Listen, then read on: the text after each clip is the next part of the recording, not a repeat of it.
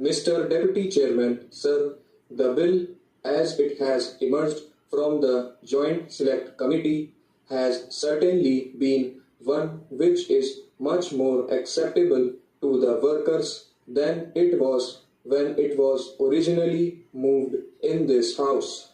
Sir, as far as the general principle and the objective of the bill are concerned, it is very laudable, not only because of the fact that the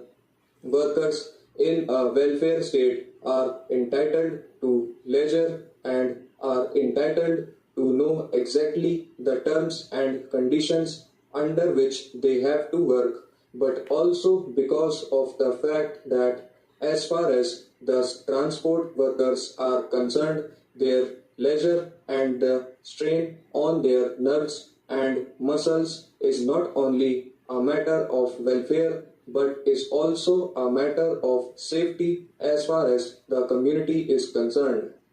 It is well known, sir, that the large number of accidents that take place on the roads are due to the fact that some of the transport workers have to work so strenuously that after a time they begin to experience fatigue, and as a result of that they are not in a position to have that alert mind which is absolutely necessary if the accidents are to be avoided, at least in the crowded streets, and because of the fact that the passengers travel between towns and cities and between one village and another,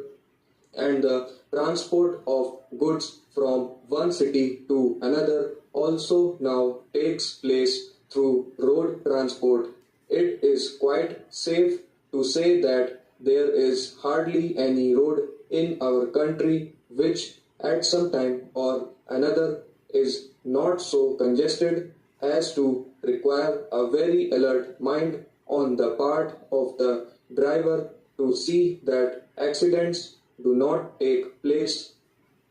Many tragic accidents have taken place on the roads, especially in recent times in the neighborhood of big towns and large cities, largely because of the fact that there are trucks and buses and other heavy vehicles moving on the roads, and at the same time light vehicles and small vehicles are also plying on the same roads, and so many times it becomes very difficult for a fatigued driver to control his vehicle, especially a heavy vehicle,